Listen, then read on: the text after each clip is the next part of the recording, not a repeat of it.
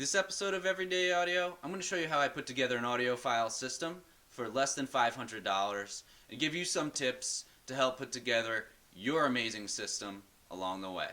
Stay tuned.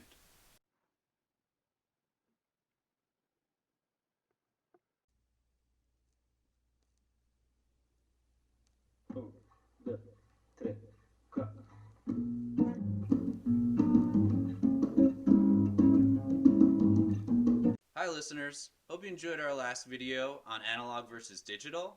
I was hoping for some more comments or reactions to hear from you guys which you prefer and why, so please do comment, let me know what you think.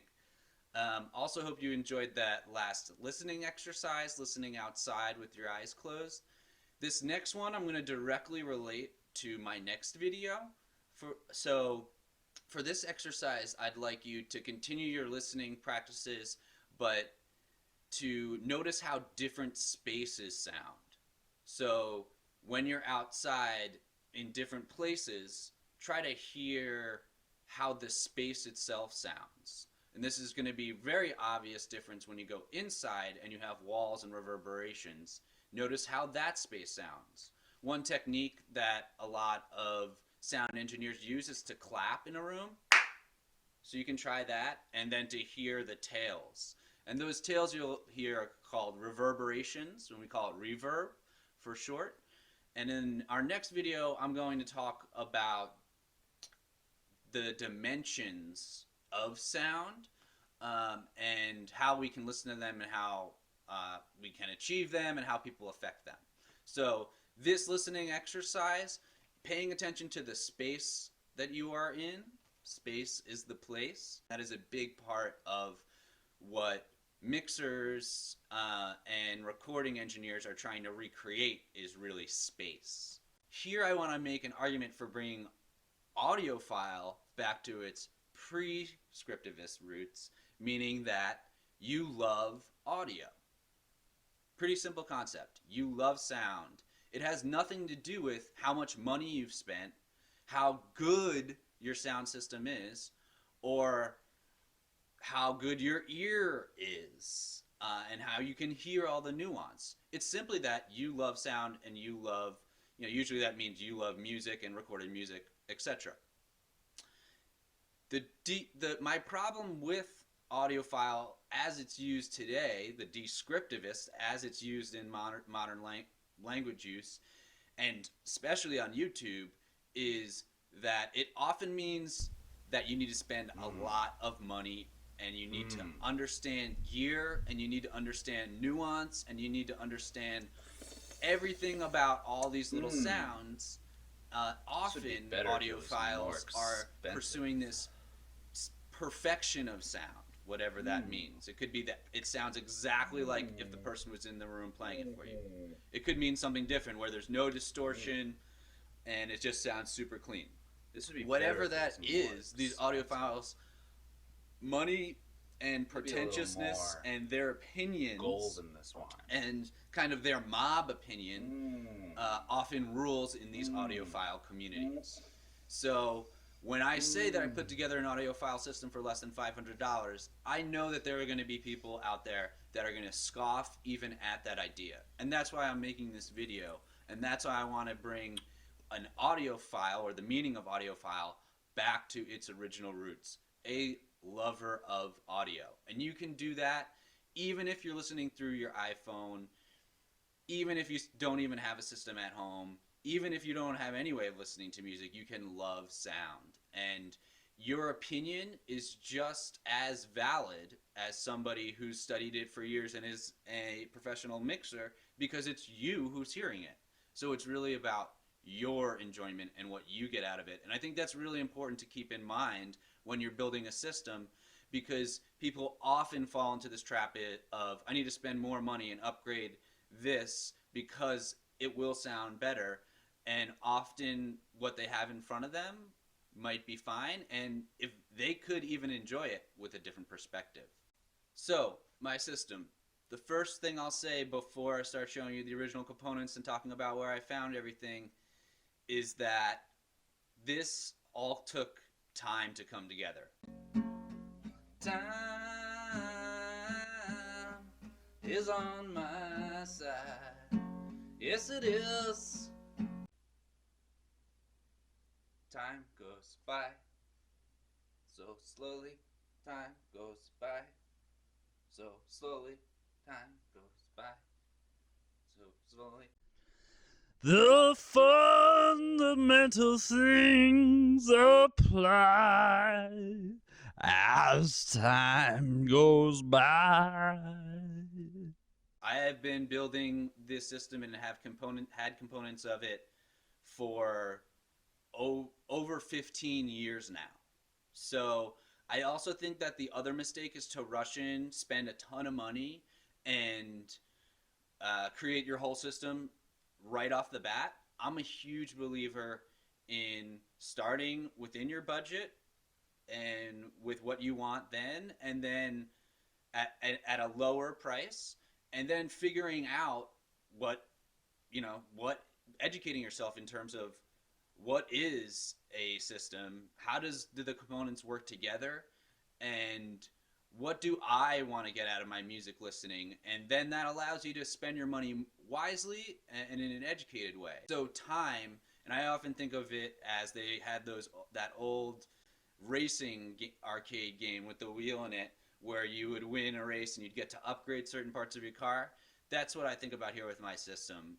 It's always being upgraded, and I'm thinking about what component I would like to upgrade next, but I don't do that immediately. I wait until I feel like it's necessary and I'm convinced that I know what I want to replace it with and why. So I'm going to start with where the music comes from and in the system components, and then end where the music is exiting.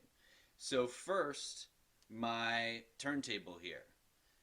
Now, this could be considered cheating for some people in terms of how I put together my system so cheaply, but my turntable was free.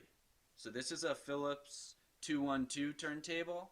I haven't done a ton of research on it, but I got it from my father-in-law, who no longer listens to vinyl records. I also got some of his records. This is a great way to start your collection. It's how I started mine. I took my parents' records that they no longer listened to and their turntable, which was stowed away in the attic. I love this turntable.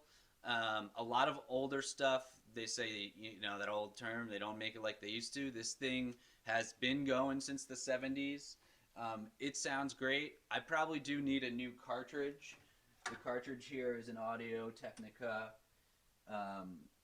M30, I believe.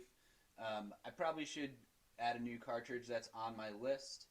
But the turntable plays beautifully, it looks beautifully, and it was free. Next part of the component, and this is a newer upgrade for me, and has made a huge difference in my listening. And this is the Akai stereo integrated amplifier.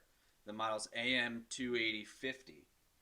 And so the wire's coming from my turntable into my integrated amplifier. An integrated amplifier just means that it has no tuner for radio. I found this on Craigslist. I find a lot of my components and musical instruments on Craigslist in the past. This was $200 on Craigslist. It is a great deal. I've seen some for twice that. One thing to keep in mind when you're looking at amplifiers on Craigslist or used amplifiers is that if you're not using it for a surround sound system 6-to-1, stay away from surround sound amplifiers. You're going to want a stereo amplifier that is focusing on the left and the right channels. So this amplifier, when I started using this, it totally changed what I was hearing in a lot of my music in a good way. I could hear everything a lot clearer, and the biggest difference to me is I started hearing the depth dimension, which is that delay and reverb, a lot more, which I hadn't heard that before coming through my system. So that was, to me, a moment where I said, this is an audiophile system for me, because I could hear the reverb and the depth component. I'll talk more about that in my next video. So moving from the Akai integrated amplifier, I use two sets of speakers. So you'll see here I have A, B, and C on my speakers, and it's clicked to A, B. So I use two sets of speakers here, and that is called a two-way system. Because what's happening is you're breaking up the frequency range by the speakers. This is done a lot in arenas and live sound. They have multiple speakers, and they are trying to, each speaker is designed to reproduce a certain frequency range. So most obviously you can see this in subwoofers. Subwoofers are the lower end, and that's often what a two-way system is. I don't have subwoofers here, and that's because the space in this room is not very large, and I do have these KLH Model 6s. So these are beautiful speakers with the wooded from the 70s. I found these for $10 at my local restore. KLH Model 6 is pretty well known in the used community for having great sound. And the thing about them is you can kind of see their bass speaker here is about 6 inches in diameter, or even more, maybe 8. And so I've got two of these, and these are kind of two subwoofers then in balance that are projecting into this room, and I get plenty of bass for this room. I don't need any more bass. When setting up your speakers, tips here, you're usually going to want space behind your speakers. Speakers need air because they draw in air in order to output air. That's why you have these ports. These KLHs are front ports, so front ported. So were I to take off this the screen here, you would see a port where air is shooting out forward. So that's why these speakers fit great in my bookshelf setup. I don't have a lot of space behind to put them, and my partner's not going to allow me to put my speakers 6 feet out into the room just because it would sound better. I don't have the space for that.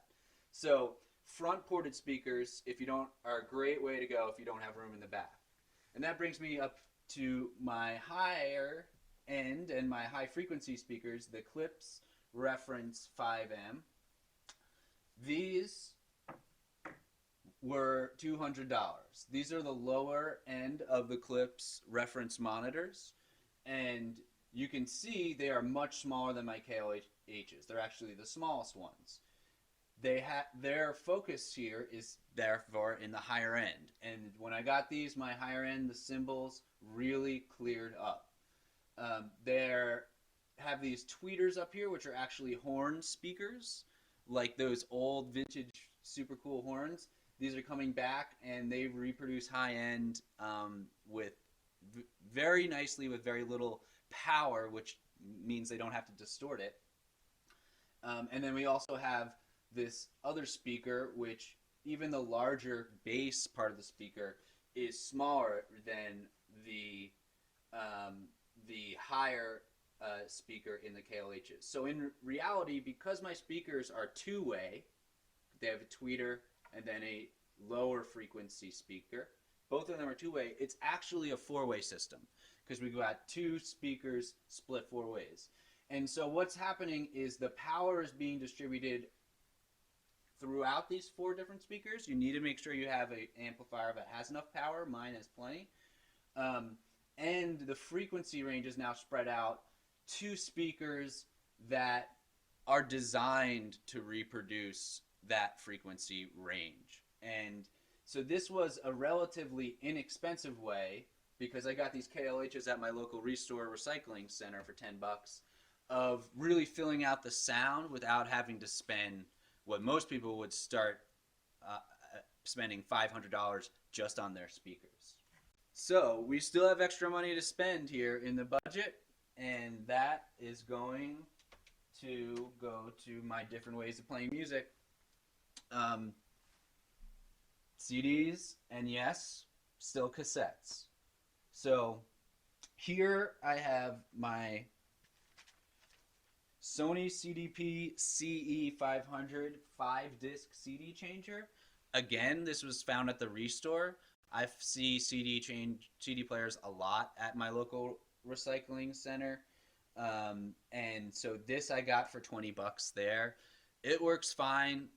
It's not a high-end CD player, but it does a great job. And because the format is clean, it's not vinyl where you're dealing with hums and clicks and pops. It's a CD player.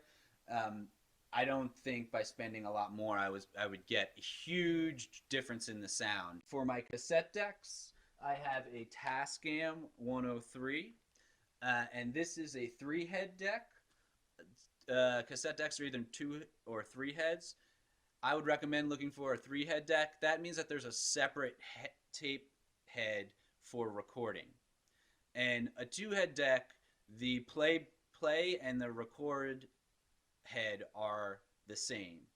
And so the playback is not going to be as good on those, and they'll wear out sooner, and your recording capabilities won't be as good. And my other one that I have down here is an Onkyo cassette deck. The model is TA2026. This is a 2-head deck, but it was my first cassette deck. I love it. I mastered and duplicated my first punk cassette on it. And I use it today to duplicate cassettes. If a friend gives me a cassette that I want to duplicate, or I want to duplicate a cassette and give it to a friend. And I also use it for sampling.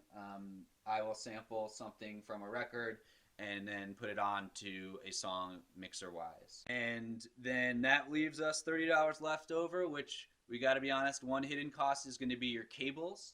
So I'm going to put $30 for cables in there. Altogether, $500 or less, an audiophile system. And if you don't believe me, come and listen to it.